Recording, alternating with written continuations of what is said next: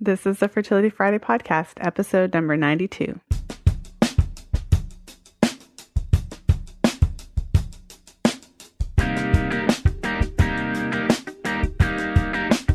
Welcome to the 92nd episode of the Fertility Friday podcast. Thank you for joining me today. I'm Lisa from FertilityFriday.com, and this is your source for information about the fertility awareness method and all things fertility. I started this podcast because I believe that every woman has the right to know exactly how her body and her fertility works. I'm here to connect you with the tools and information that you need to improve your menstrual cycle health and fertility, and I feel so privileged to be able to share my passion for body literacy and fertility awareness with you every single week. Fertility awareness is so much more than just birth control or trying to get pregnant, because it truly gives you a window into your own health and fertility, and I love sharing my expertise with my clients and helping them to understand their charts and connect with their cycles. If you've recently discovered fertility awareness but you're not feeling confident about using it for birth control just yet, or you've been charting for a while and you're having trouble making sense of what's happening in your cycle, I can help. Get started today with a free 15-minute consultation with me by heading over to fertilityfriday.com/coaching, or just click the Work With Me button on my website. And I would also like to invite you to sign up for the Fertility Friday newsletter. Head over to fertilityfriday.com/ebook, and as a gift to you, you'll receive a free copy of my new ebook where I reveal what to expect when coming off of hormonal contraceptives, and I share 5 steps to restoring healthy menstrual cycles post-pill. And in today's show, I'm very excited to welcome my guest, Heather Rodriguez. I've had so many requests for Heather, and I'm so excited to have her on the show today. Heather wants to live in a world where work is play, traveling to new places is the norm, and growing vegetables is foolproof. As a natural fertility specialist, Heather and her team have helped thousands of couples to get pregnant using natural fertility therapies and lifestyle changes. When she's not working on herbal formulas or obsessing over research, you can find her in the field playing beekeeper, experimenting with waffle recipes in the kitchen, or playing with her son Tobias, and spending time in the woods. Her popular website, as I'm sure many of you know, is naturalfertilityinfo.com, and it has helped couples prepare for healthy conception for over 7 years, connecting with over 900,000 visitors a month. That is amazing. And in today's episode, we're going to be talking about the importance of preconception nutrition, the importance of nutrition for fertility and pregnancy, and we're also going to be talking about using herbs and supplementation to improve fertility. So without further ado, welcome to the show, Heather. Thank you so much for having me. Well, thank you so much for coming on the show. So, one of the first questions I wanted to ask you is, how did Natural Fertility Info get started? What's your story that actually got you into this work? Well, it's actually very interesting because this wasn't something that I set out to do. It wasn't something that started as a business plan or a good idea, that I came up with. It actually was something that came out of a calling. About, is it 9 or 10 years now ago, my husband and I experienced a miscarriage. And after experiencing that miscarriage, you enter that world and a lot of people are like, oh, miscarriages are normal. 25% of pregnancies end in miscarriage. So okay. And then 6 months later, we became surprisingly pregnant again and we miscarried. And so at that point, I went to the doctor and I was like, what testing can we do? What can we do to prevent the next one? And he said, we will not do any testing until you have a third. And so for me, I have a Latina background. So my reaction, I got very mad. That made me really sad and really mad. And I was like, what? Are you kidding me? I have to go through this again before you're even going to help me and, give me an order for testing. And so during that time, I had, I'd already become an herbalist. I was working as an herbalist and massage therapist, but I was in school to become a midwife. And so I thought my calling was to be a midwife. That was my whole track. Knew that since I was 15, herbalist, midwife, that's my path. And so when that happened, I had begun my studies. I'd been in midwifery school for probably about 6 months. And so I started doing a lot of research. What was it that I could do? I knew that there was herbs out there because I'd already been working with them. I knew there was nutrition, different things. I'm like, there has to be. And so what ended up happening is I found so much information through my research, not just for what I was going through, but for every single cause of infertility or every single reason someone might have issues getting pregnant. And so it just blew my mind. It was just this huge aha moment. And so I just started writing. I actually started a blog. It started as a blog. That's why there's Natural Fertility Info. And it was just me writing and pouring my heart out and here's this research on this. Here's what I found on this.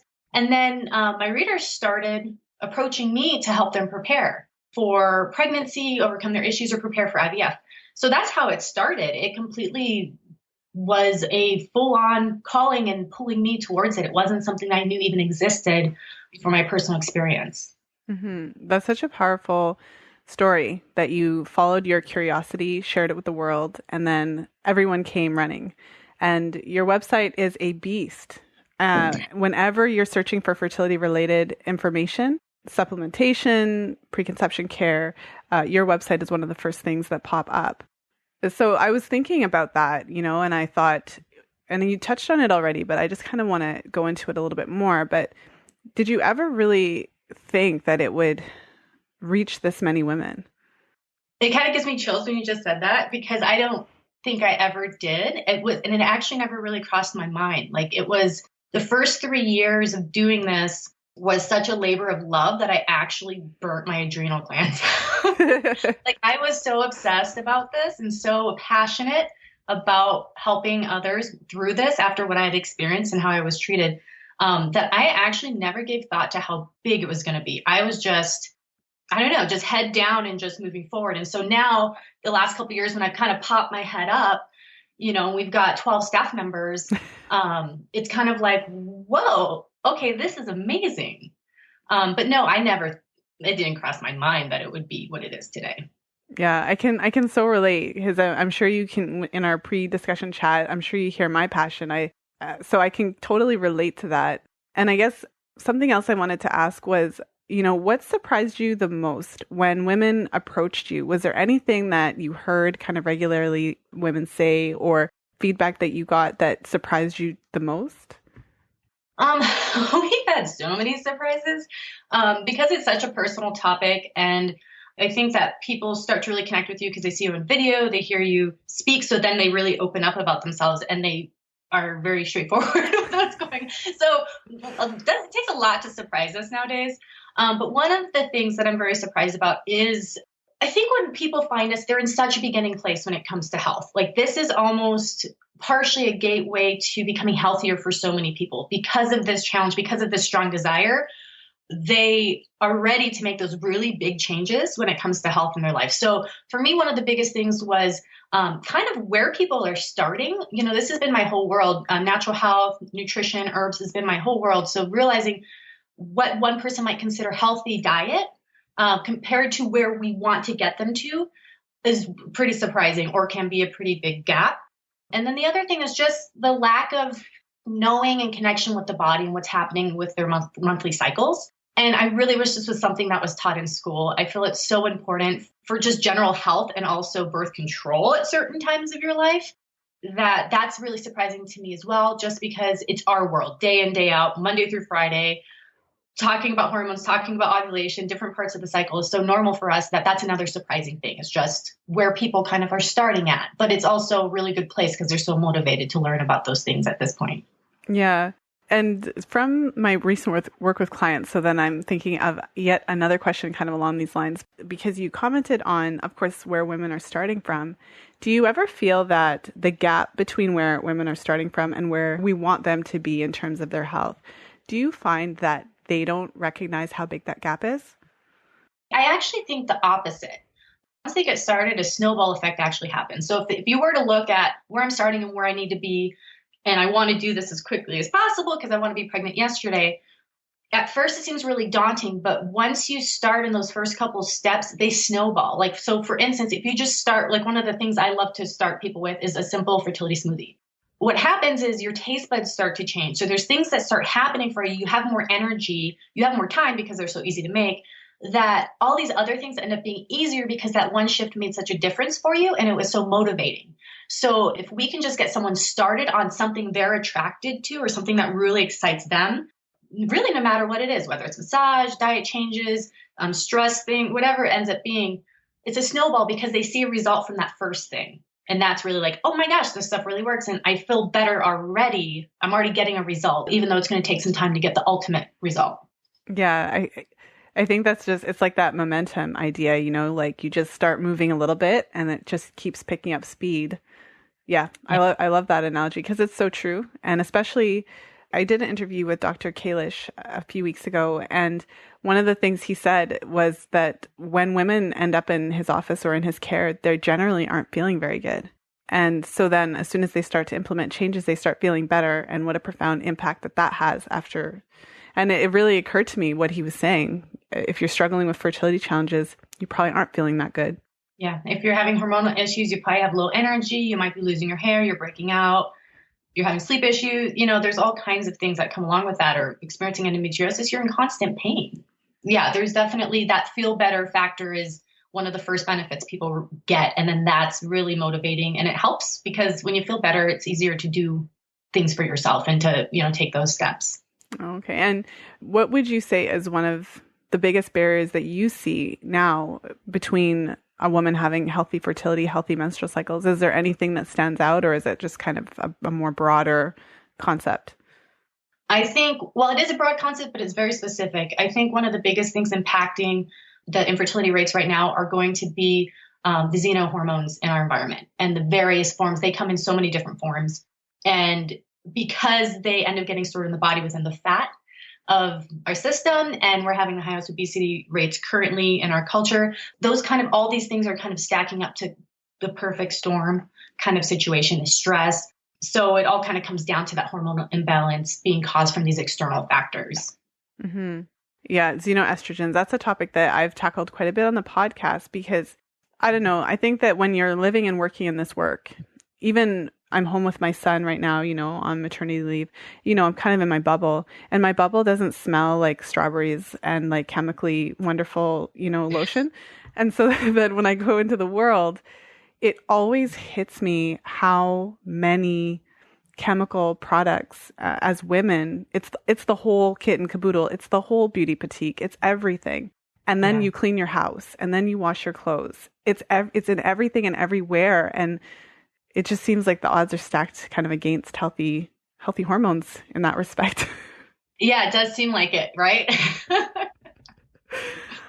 Well, one of the things, of course, you are an herbalist. So I'd love to hear a little bit more about that. I get a lot of questions from women, should I take this herb? Should I take that herb? And I always want to pull it back to if you're eating like the worst diet ever and, you're totally out of shape and like you're not sleeping and you're totally stressed out, like you can take all the Vitex that you want, but it's not going to fix everything. So from an herbalist, why don't you tell us a little bit about the approach of herbalism and how using herbs in a certain way can help to improve your hormonal state? Well, it's like you just said. So when working with herbs, they're so amazing. They're some of my favorite things on the planet. But you have to have a foundation before you can use those herbs. So for instance, you brought up Vitex. It's a very popular fertility herb. It's one of my favorites. But what we find is that when we have clients or customers using Vitex and they might come to us and say, I'm not seeing a difference, then I always ask, what is your diet like? What are you eating? What changes have you made for your diet? And they haven't made changes there. And they're still, eating foods that might exacerbate their estrogen symptoms, or they are not eating enough vitamins and minerals, these different things that they need, these nutrients that they need. It's not going to work as well. Or in the case of Vitex specifically, it actually won't work if your nutritional basis is not there and set, especially like in the case with PCOS. That is so diet-based. There's a list of herbs that you can use to help, but diet has to be number one. And it really does have to be like 80 to 90% of your focus to get the type of the results that you need because of the insulin resistance. So for me, back in the day, I started with herbalism, and then about 6 years ago, I got my bachelor's in nutrition because it's so absolutely important. But there's a place for both of them, but I always start with diet, and I always go back to diet when we need to recheck things. Mm-hmm. Well, maybe you could spend a little bit of time then talking about diet. One of the things that you alluded to earlier is that everyone has a different idea of what a healthy diet is. And even for myself, if you would have asked me what a healthy diet was 10 years ago, I would have given you different answers than what I believe a healthy diet is now. So, yeah. And science is doing the same. I mean, That's what I think is so hard for people is 1 year, it's all about paleo. The next year, it's all about high fat. The next year, it's like, so it's very confusing for people. So what I focus on with fertility is actually going to be very different than any of that stuff. It's not going to be, you have to eat this specific diet. What we're focusing on is helping to support the body in a couple different areas. One, we want to help the body to get rid of excess hormones. So the way we do that is through fiber. Fiber is one of the best ways. It's like nature's broom. You excrete hormones through your urine and through your feces. So fiber is going to help so much with that. The next thing with diet is we want to bombard the body with antioxidants and nutrients because we want to support egg health. So the foods highest in antioxidants and nutrients are the ones that are very colorful. So that's going to be all of our plant foods, our fruits and vegetables, and not just doing this little side salad, doing a salad and some juice and maybe a smoothie, not all in the same meal, but in the same day. So those types of, it's those types of things and those types of foods that are going to make the big difference. And what I find is if you just add that to the current way that you're eating, regardless if you're currently eating fried chicken or if you currently are vegetarian or wherever you're starting, just focus on adding those things and filling the rest of the gaps with what you're used to.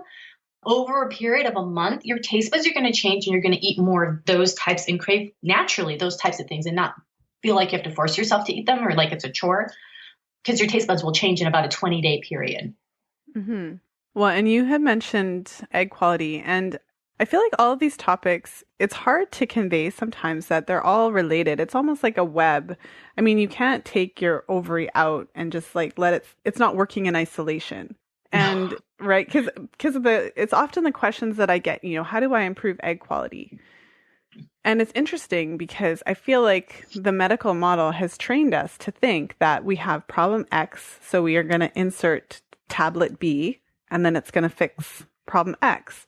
And so in your work with clients, how do you kind of pull it back and change just the way we look at things to recognize that there's no just simple, if you want to go kind of the natural route, it's not just as simple as adding supplement B to fix problem X?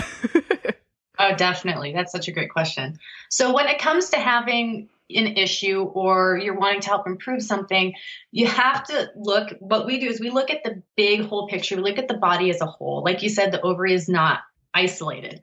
So our approach is more of a lifestyle change type of approach. There is a lot of different things that someone would do.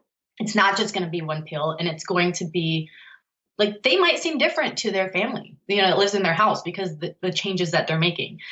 So some of the things that we focus on is we look at the blood and what is blood flow like. Very easy step to take to increase circulation in the body. By doing that, all these nutrients we're focusing on eating and that what you are taking through supplements is going to get to where it needs to go better because we're so sedentary. So circulation is one of those kind of almost like free things that you can do that has a really big effect, but it seems so simple.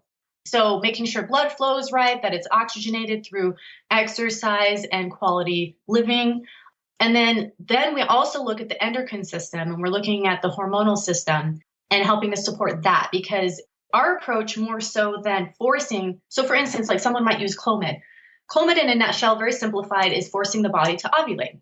Our approach would be to help support the endocrine system and make sure the endocrine system's healthy, nourished, supported, so then it's functioning right and the body in turn will ovulate. So it's a different approach in that way that we're helping to support and nourish and kind of drench these systems in nutrients and supportive compounds so that they can function at their best. So we're kind of like the side guy helping the team out so they can do their thing instead of this forceful effect.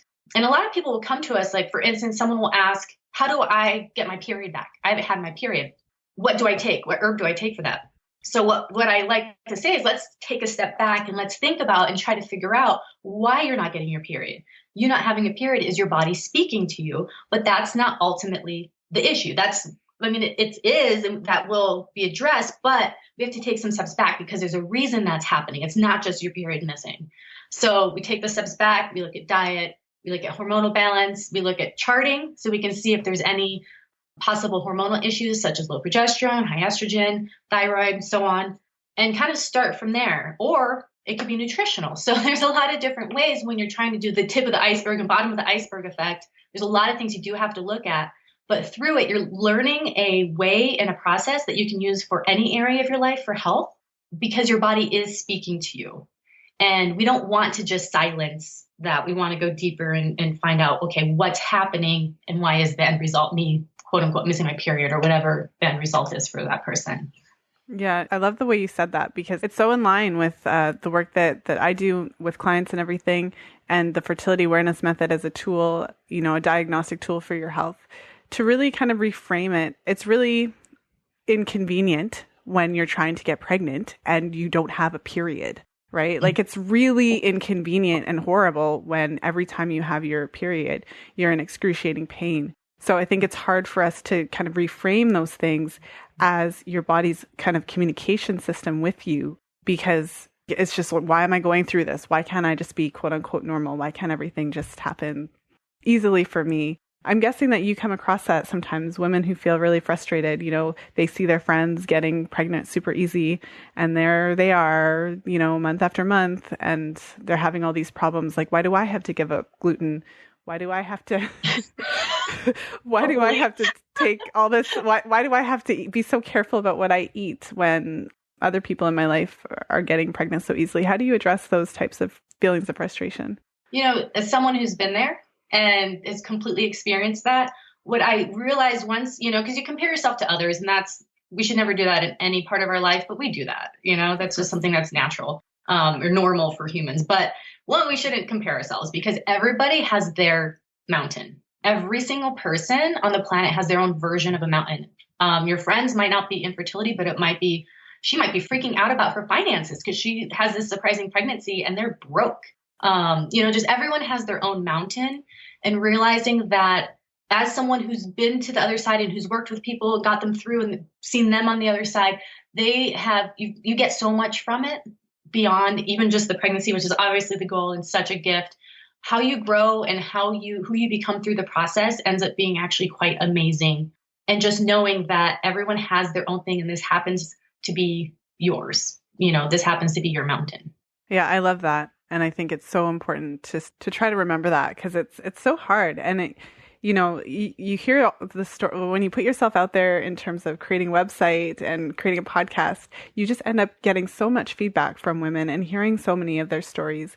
And I mean, that's the reason why I keep doing what I'm doing. And I'm sure that's the reason why you keep doing what you're doing, because it's really hard to hear some of those frustrating stories, but also good to know that so much positive can come out of it. So, I mean, kind of going back into some of the practical things, because I know our listeners also want to know, like, what can I do?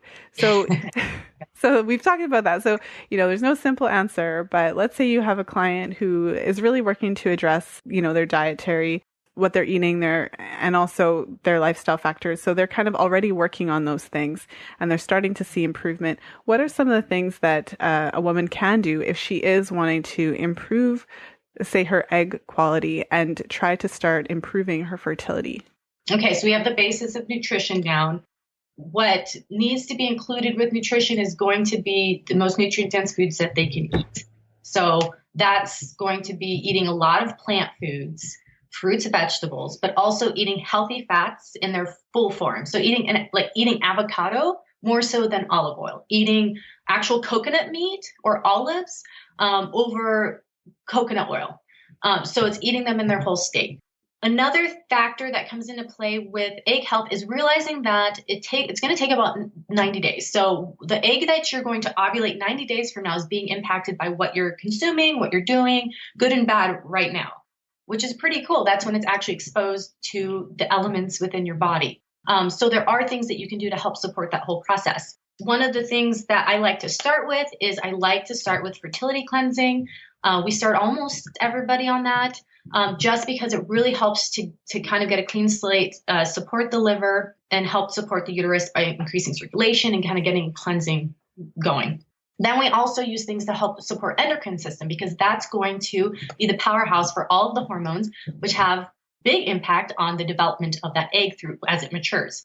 So we use things such as maca for that, royal jelly, and again, like a greens powder, some type of greens, because they're so mineral and antioxidant rich. Another important thing to consider is also reducing, and this is something I talk about almost every day, is reducing your exposure to xenohormones. So reducing your exposure to chemicals within our environment that mimic estrogen with a very, very strong activating power within the receptor site. So we've got xenohormones, which are going to be chemical based. We've got plant hormones, which are going to be protective because they can fill those receptor sites, but they're also weak in their signal. So they're just like going to take up the spot. So this big, strong chemical one will not take that spot. It's like a simplified way to say that. So by helping to remove those from your environment, that's going to make a big difference because of the hormonal balancing effect that will have. There's also a couple supplements that we like to suggest. Antioxidants are really important. There's specific antioxidants that are important to help protect the DNA, help protect cell health, because the egg is the body's largest cell. So we're wanting to do what we can to protect the integrity of the DNA of that cell. And then reducing stress. I mean, that's like kind of going to be part of everybody's plan as well, is reducing that stress. Mm-hmm. Well, I love your answer, because as you can tell, I kind of have that mission of like, we need to get away from thinking that I'm going to keep doing everything I'm doing and I'm going to take maca and everything's going to be great. So I love that your answer addressed kind of the whole idea of what needs to happen. And and I did want to kind of delve into some of those herbs a little bit, being that I'm speaking to an herbalist. I get lots of questions about Vitex. Maybe you could talk a little bit about it and what it does, how it works, and why it is so effective for women to help balance hormones. So something that's pretty cool about Vitex and a lot of basically almost every single herb we work with is they actually don't contain hormones. So Vitex is an herb that it's a Mediterranean herb. It's a beautiful shrub that actually a lot of people, if they knew what it looked like, they'd see it at the park. They'd see it in a lot of people's landscaping.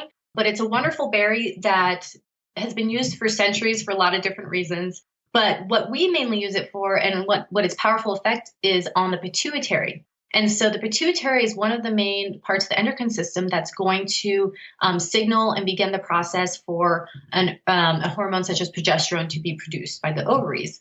And so that's one of the main things that we use it for. It's also great for helping to balance FSH levels. It's great if you have high prolactin. Like there was someone that we were working with that was lactating even though she'd never been pregnant.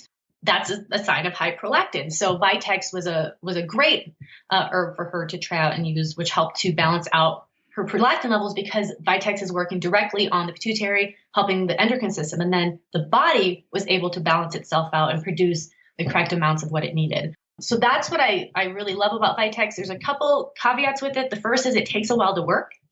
So before you're trying to look and see, oh, is this working for me? It's going to take 3 to 6 months for a lot of people. If you've been on birth control, it's going to take longer. If there's nutritional factors, those need to be taken care of at the beginning of its usage as well. You can't just take Vitex and keep eating processed foods and all of these different things and expect big results. Another factor for Vitex is that it should be taken every single day. It's something that needs to be used regularly. You can't just use it for 2 weeks.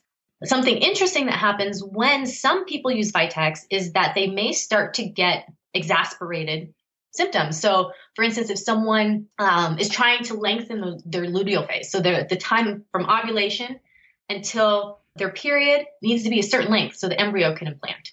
If that's too short, then every single month, even if your egg's getting fertilized, pregnancy won't occur. It's a really common fertility issue. Vitex is amazing for that. But if you're not taking it regularly or you're not waiting for the body to shift and make those shifts, you might stop taking it too soon. So when it comes with Vitex, you might start spotting, you might get sore breasts, you might break out. There's a couple of days when people first start taking it that some people get those types of things and they're like, oh no, is this right? My cycle length is longer, it's shorter. That's totally normal because the entire monthly cycle is so intricate and there's so many different hormones and things involved that when you make hormonal changes with herbs such as Vitex, maca, tribulus, danquai, stuff like that happens and it's actually perfectly normal. It's a sign that your body's shifting and changing. So that's just something to know when you're using Vitex as well as any of these other herbs. For some people, that happens. For some other people, like a month later, they're like, oh my God, my cycle's perfect. I got my period and I ovulated. So it's different for everybody. Well, and imagine if she would have stopped taking it right away. So I'm really glad that you talked about that because, I think it comes back to our idea that not only is there like a specific solution for a specific problem in the body, but also that it's going to work instantly. And when you want to go a natural route, it's a process. It's not something it just doesn't work like that. Our bodies need time to figure themselves out. One of the questions I often get about Vitex also, so I'm trying to get pregnant, I'm taking Vitex trying to lengthen my luteal phases. And then what happens if I fall pregnant? Do I keep taking it? Do I stop taking it? What do you do then? So it depends on the original reason they were using Vitex. So if someone was using Vitex because they have a short luteal phase, was that due to low progesterone? So if someone's using Vitex for a progesterone type situation, there's two things I suggest. The first is when you start working with your healthcare practitioner for your pregnancy, whether it's a midwife, OB, one, let them know that you were using this because your chart showed you had low progesterone or your luteal phase was short. Communicate with them because they will want to monitor you. If you had low progesterone going into your pregnancy, you'll want that monitored. When you're using Vitex, you got pregnant, we actually like to have people taper off of it over a 2-week period of time.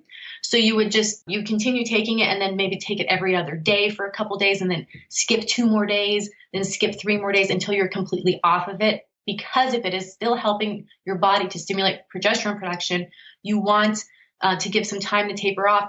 And you also want to be talking with your healthcare practitioner in case they want to put you on a progesterone cream, suppository, shot. If you have a serious progesterone issue, you will want to be monitored and possibly have to use something to maintain those levels if you didn't have enough time ahead of time to kind of have those issues worked out.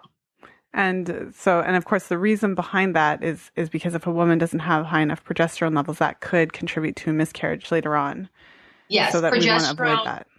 Yes, exactly. And progesterone is pro-gestation. It helps to maintain the lining of the uterus, which the baby is now attached to, growing, going to be getting nutrients, growing a placenta. And during pregnancy, your progesterone levels are on a daily basis growing so much that it's important for that to be monitored if that's the reason you're using Vitex. That's not the reason everyone's using it, but just be aware of that. So know that, get your blood done.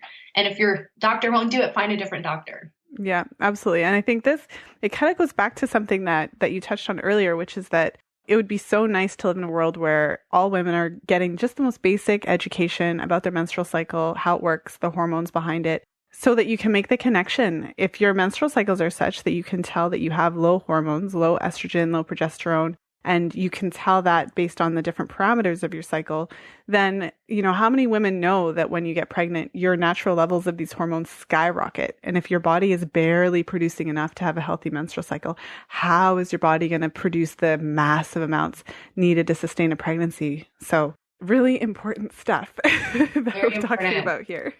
Yeah. Yeah. Life-changing, literally. Yeah. Absolutely. Another herb that I get a lot of questions about is maca. And so I'd just love to hear a little bit more about maca. What is it and why does it have such a strong impact balancing hormones in the body? Well, maca is like Mr. Popularity. Maca is hot right now. For good reason. So maca is a root that's from South America. It grows in the Andes. It grows in very, very harsh conditions. So when it using herbs and herbalism, the herbs that grow in the harsher conditions tend to have stronger actions. They tend to have actions that help you to adapt to hard things, hard life, because they're exposed to wind, harsh wind, temperature changes. They're growing in rocky soil. So those types of herbs actually create, through that process of survival, create compounds that help us have that same ability. So maca is an adaptogenic herb. And adaptogens help the body to adapt to various things. So there's a lot of different types of adaptogens, and they have different effects on different systems of the body. Maca specifically has an effect on the endocrine system. So you hear me saying that over and over again. We're going to focus on the endocrine system, not necessarily just the ovaries, uterus, cervical, the cervix, those types of things. We're actually working up here a lot of times.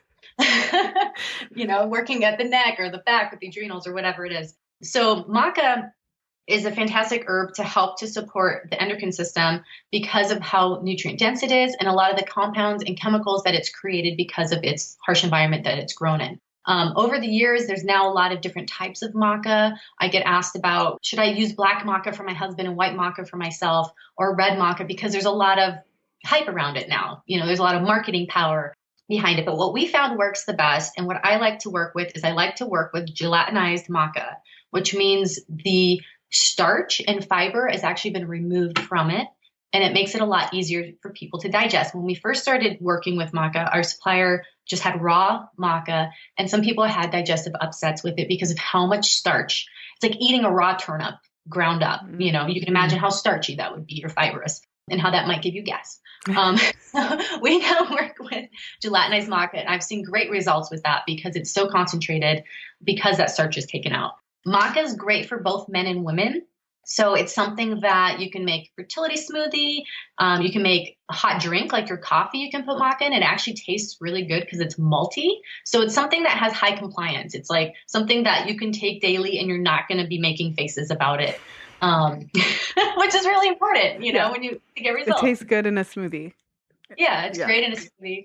And the other thing that's cool about maca is you actually do feel results from maca right away. You feel more energy. I personally can't take it after 1 o'clock because for me, I'm as sensitive. I can't drink caffeine, but after 1, I'm like, woo, if I did maca in the afternoon. Like I do periscopes, and I did a periscope. I'd made like a maca drink, and I was drinking it, and it was like 2 o'clock, and I'm like, blah, blah, blah, blah. I'm sorry guys, I forgot. I took maca in the afternoon. So it's very easy to use, and it's great for men. There's been some studies showing that it's helpful for testosterone production, not because it contains hormones, but because it's nourishing to the endocrine system. So for men, helping support testosterone helps to support sperm health, sperm production. And for women, we've seen great results with helping to support ovulation, but most importantly, balancing excess estrogen down to levels that are right for you. Like one of the amazing thing about herbs is they're so tailored to each person that if you're fine with estrogen and you're just like, that's not an issue for you and you're using maca, it's not going to make your estrogen go low and give you a low estrogen problem now. It helps the body to balance itself to where it individually needs to be. The same with Vitex. So these herbs have some kind of amazing intelligence within them that knows when to stop, knows when to go, because they're supporting the system, and the system within your body is making those decisions, if that makes sense. So it's I just made up a word in my head and I tried to say it, but it didn't make sense.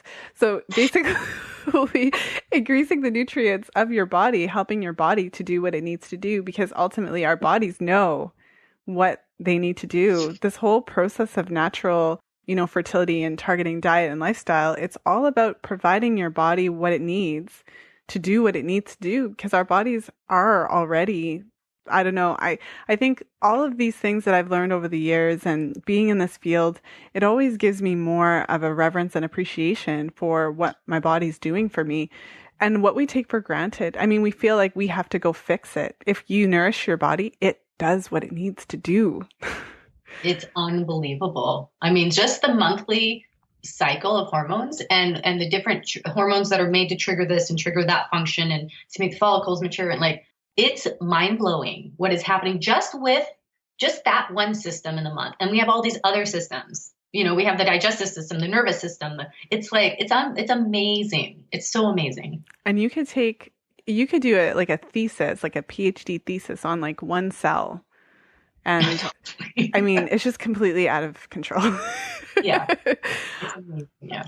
Oh, well, I've been asking you about particular herbs. I have one more that I want to ask you about, and then we can kind of switch it up a little bit. I don't know if I should call it an herb or a food, but royal jelly is something that I get a lot of questions about because there's a lot of hype around royal jelly as well for being this magical, bullet that's going to improve egg health. So maybe you could share your thoughts about royal jelly and what its role can be in that process.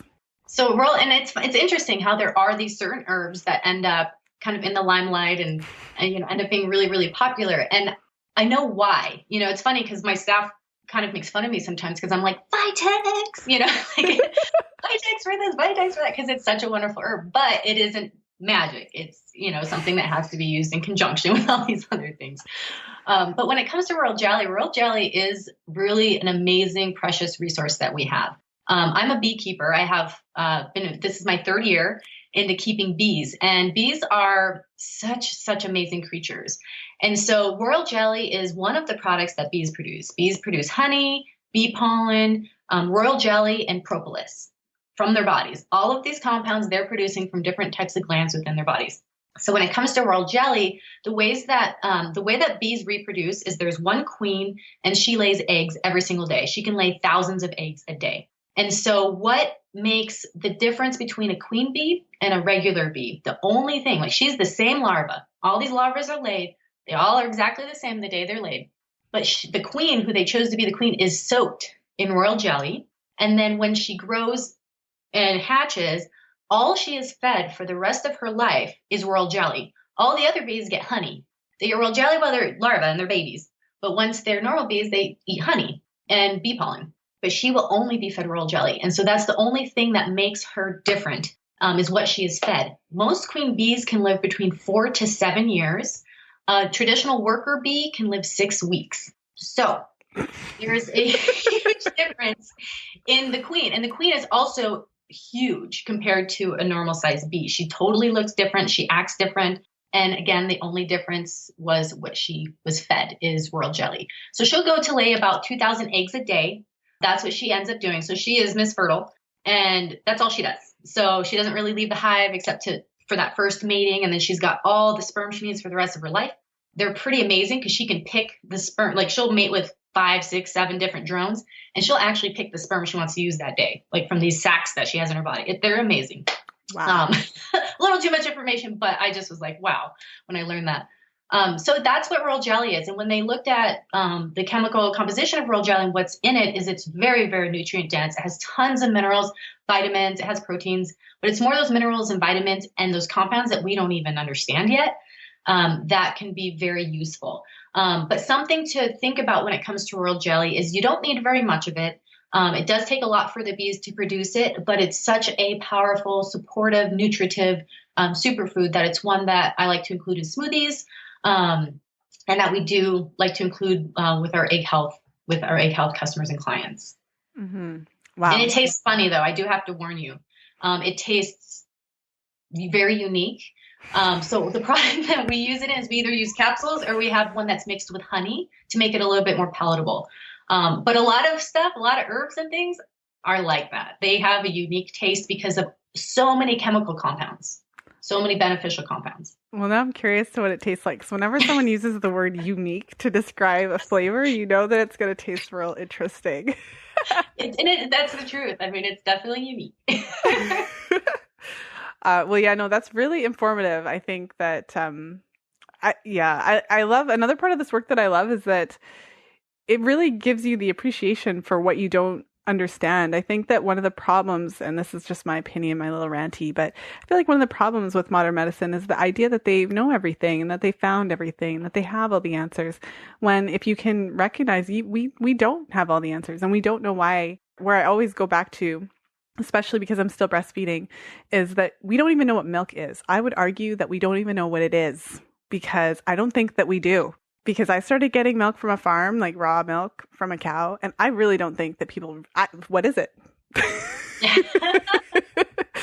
So I think we need a healthy appreciation for those things and for the mystery. It's funny because I love science and I use a ton of scientific research when I'm studying or looking at new product or whatever it is that we're doing.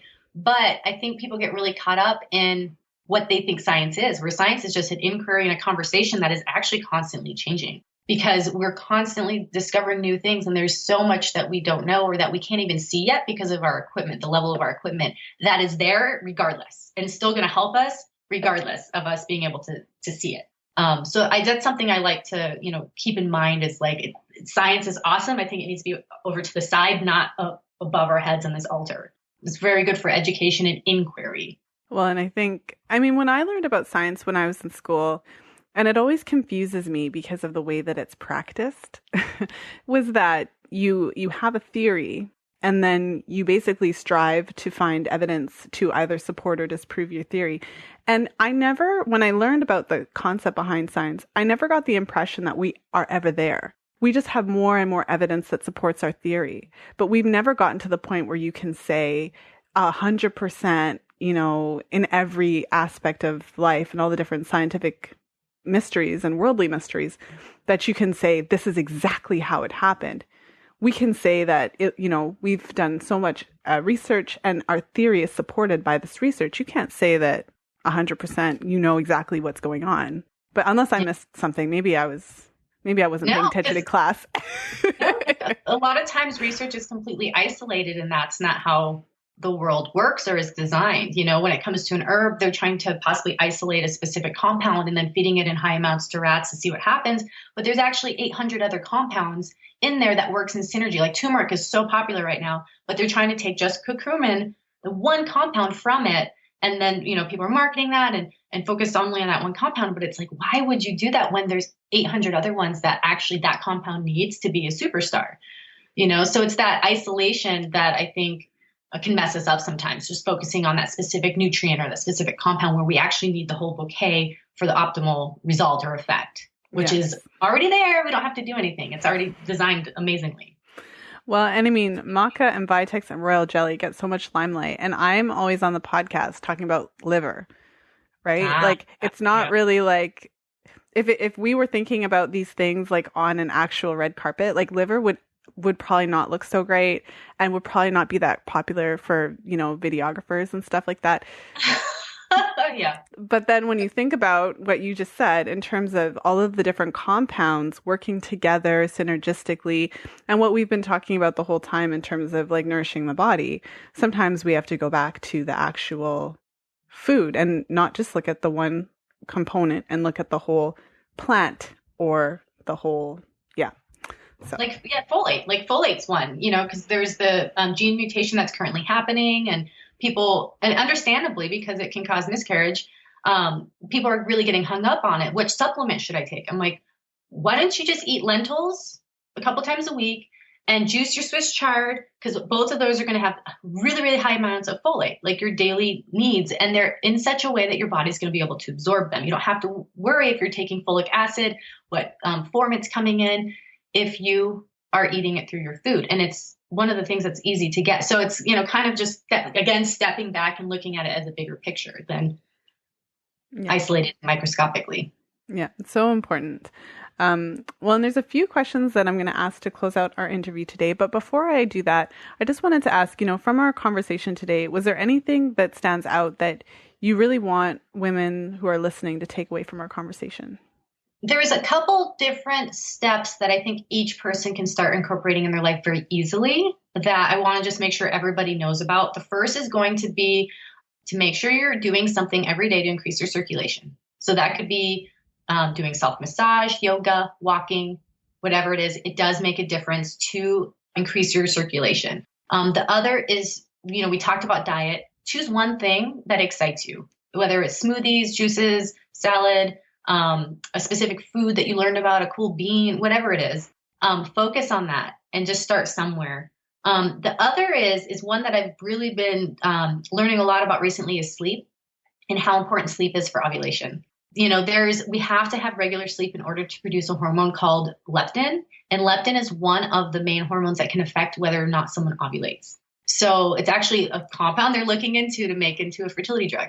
So you can easily get that from getting regular sleep. So these are like, some people probably get annoyed with me sometimes because I'm like saying these basic things, but they really are important and they can make a bigger difference than they sound like, just because they're simple doesn't mean they're not powerful. Well, there's just so many.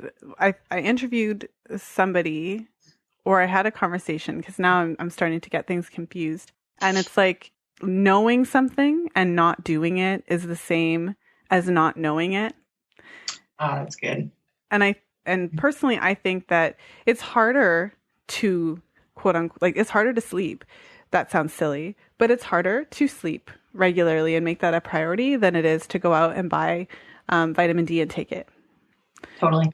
And so it's a big challenge because it's just so much easier to just go take something when what you need is a healthy dose of sleep. Yeah. Isn't that interesting? It would be easier if it was just one pill. It would be. I totally agree, but it's not. This is the real talk. Okay. Well, so I have a couple of final questions to end our show today. What would you say is the biggest myth about fertility that you would like to see corrected? Oh, that's a good one. And, I think we touched upon it so much. Can I say like two? Of course. The first is that you cannot have an impact on the health of your eggs. that's something that I've seen over and over again over the past almost 10 years now. Actually, I have to update my bio. We've been working with clients is that you can. Of course, not every single person is it going to work for, but a lot of people will have done an IVF cycle. They can see the state of their eggs. They make these changes over at least a 3-month period of time. They go back in and they had so many more follicles. They had such better health of their eggs because they're actually looking at these through a microscope. They're seeing the difference in their blood work. So that's one, you can have a difference, not just on your egg health, but you can have a difference on your own health. And then the other thing is that it's going to happen overnight. And some people think that medical fertility treatments are quick. There's a place for them and they're a miracle. I have no problem with them. I just don't think every person is going to need it as their first step. But some people will go to it because they're in a hurry. But it takes a while to do a medical fertility cycle as well. So either in conjunction, doing these things in preparation for it, or just knowing both are going to take time. Don't choose one over the other because of a time crunch. Choose what speaks to you the most and is going to be the healthiest choice for you. So I think that's a big myth is they're going to call their doctor next week. They're going to be getting a retrieval. It actually takes a lot more time than that. It takes months. Yeah, I think that's huge because you kind of think, okay, if this isn't working, I'll just go to the fertility doctor. He'll just fix it. I'll just get IVF and I'll be pregnant next month. Yeah. Oh, not realizing it could take a lot longer to get to that. What advice, if any, would you give to a couple who is struggling to conceive? Well, I would probably ask them 20 different questions. Yes. But what advice I would give is just to ask a lot of questions. Don't feel afraid to seek information and knowledge. Where to start if they've been trying for a year and they haven't gotten pregnant is testing is always a good thing. Knowing why gives you a lot more power and save you a lot of time by knowing what direction you can go. And when it comes to men, please get tested. Your test is the easiest fertility test that will be done. All of the female fertility tests most of them can be painful. So don't feel bad about it. Don't feel like it's wrong that you have to go get a sperm test. Just do it. It's so easy compared to an HSG or laparoscopy or any of these other possible procedures or tests that might happen for the woman. So both can get tested and both can participate through diet, through lifestyle changes, through herbs, and both make a big difference because it's 50-50 with the DNA and the materials needed to make a healthy baby. And also it's the same ratio of fertility issues lie within the male just as much as with the female. Mm-hmm. Yes, I couldn't agree more. And final question of the day. For a woman who is currently on the pill and she knows she doesn't want to get pregnant right away, but she does know that she wants to get pregnant in the next couple of years, what advice, if any, would you give to her? Is she still on the pill? Is she staying on it currently? Okay. I would just focus on diet and living a healthy lifestyle and taking care of yourself. Finding what you enjoy for stress reduction, finding out what you enjoy for exercise, starting to make those lifestyle changes when it comes to diet, learning maybe how to juice or start making a smoothie or whatever it is, eating sprouts, whatever you're into that, from the list that sparks you. Also, I would consider getting off of birth control and using a different method of birth control apart from chemical hormonal based birth control. IUDs, fertility charting, there's a lot of other options, condoms. Because what we found is that someone will get off their birth control and they're like, I'm ready to get pregnant this next month. And there's actually a period of time that it takes for their cycle to come back. Then sometimes they're having to balance that out, helping the body through that. For some people, they will get pregnant that next month. But for others, they're surprised that they've been on this birth control for 7 years and their body's not able to cycle on its own. They're not ovulating. They're not getting a period. All these things are happening. So just realize that hormonal birth control for some people can cause some issues that they have to work through before they actually start their journey. So just a little note there. All right. Well, thank you so much, Heather. Those are great words to end on. But I just want to thank you so much for being here today. I had a great time talking with you. I could have continued to ask you questions until like 6 p.m. and just go on and on. So I really appreciate you for being so gracious with your time and coming on the show and sharing your insight and your wisdom and everything. Thank you so much for having me and allowing me to do so. Of course. And so how can our listeners get in touch with you, find out more about what you do, and, tell us about your websites and all those types of things? Okay. Well, we have our main natural fertility website is naturalfertilityinfo.com. We have over 1,000 pages of well-researched information on that website. So you can search for anything that may be happening in the fertility world and learn about the various natural therapies for it. So that's naturalfertilityinfo.com. I also have naturalfertilityshop.com, and that's where I sell my herbal products, my supplements that through the years I've formulated from working with one-on-one with my clients and now within our company. So that's where you can get maca biotech, just these various things that we've talked about. But I also just want to let you know that our staff is absolutely amazing. So if anyone has questions about anything, what they're currently using, questions about anything we spoke about or that they find on the website, our staff is there to help you. They're amazing. They're absolutely amazing. And they really, really care. So those are the two places that you can find us. And from there, you can, find us through social media and all that stuff. Okay, perfect. Well, definitely link to your websites on the show notes page. So thank you so much again for coming on the show. Thank you. Thank you for listening. I was so excited to have Heather Rodriguez on the show today. I had so many requests for her from you. I had requests in the private Facebook group. I had requests via email. And so a lot of you wanted to hear from Heather, and I was so happy to be able to make that happen.